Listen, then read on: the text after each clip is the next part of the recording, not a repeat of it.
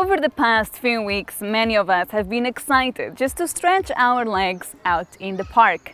Planning a holiday would have been out of the question. And with half of all tourist arrivals worldwide taking place in Europe, the industry is being hit hard by the pandemic. The strict lockdown measures imposed across most of Europe and wider restrictions on travel have led to empty airports, grounded airplanes, and deserted hotels. With many attractions closed and people staying at home, the tourism industry has been on pause since March. As the all-important summer season approaches, the sector is working hard to reopen and attempt to save some of their business. But will that be enough?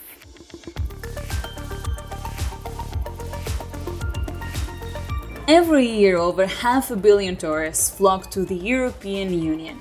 We've all seen images of these destinations in the summer. Crowded beaches, sunset parties, delicious outdoor meals.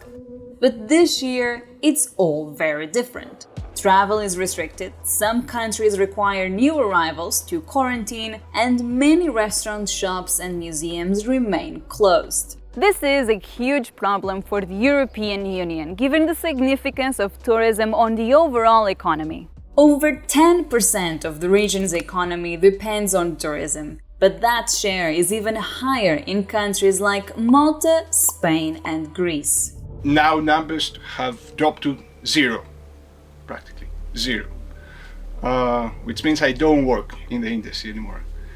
And I'm not expecting to work in the industry for the foreseeable future.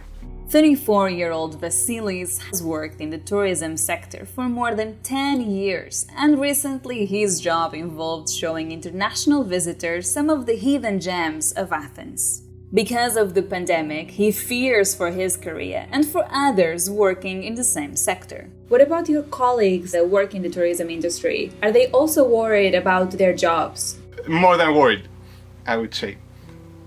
Yeah, I think some people are losing their sleep. We have been having this major crisis in Greece, financial one. A lot of people got involved into tourism because unfortunately they couldn't work on their actual field. So I know biologists or school teachers that got into the industry because they had to. Some people had options. Now I don't see so many. So I'm getting more anxious about what is going to happen. In 2018, European tourism contributed to 11.9 million direct jobs and a further 15.4 million in related industries. Many of these people are at high risk of becoming unemployed.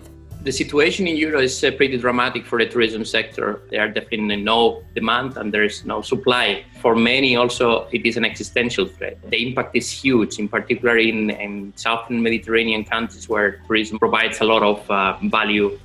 Most European destinations expect a decline in tourism of between 30 and 40% in 2020 compared to 2019. Recent forecasts also show that France is expected to be the most heavily impacted European destination in terms of volume, with nearly 38 million fewer visitors in 2020. Spain and Italy follow suit, with 34 and 31 million fewer arrivals respectively.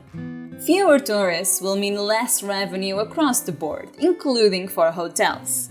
The impact is very strong. In Italy, we have 190 hotels, and of course, during the lockdown, March and April, almost all of them were closed. Today, and probably in the coming days, almost 100 they are going to reopen. However, getting the doors open again won't be easy. Besides ensuring social distancing in communal areas, hotel staff have been advised to reduce contact with visitors and to limit the number of guests at swimming pools at any given time. Even buffet breakfasts may be taken off the menu.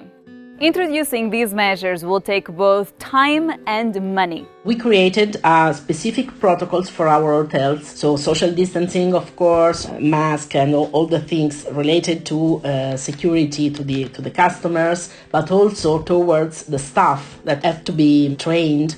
For us, technology is very important. We try to avoid as much as possible the contact between the customer and the reception, for instance. Even with all these measures, it isn't clear if consumers will feel safe enough to travel this summer.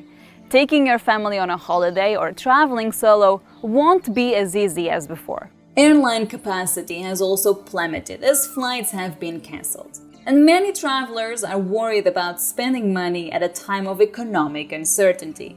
All of these considerations may put many people off taking a trip abroad this summer, and ultimately that could reduce the size of the tourism industry. In Europe, countries are acting differently. We don't have a consistency. If I see the problem with a global view, I'm a little bit worried. It's not easy to fight against the bigger countries. More positively, the crisis might provide an opportunity to develop more climate-friendly ways to holiday.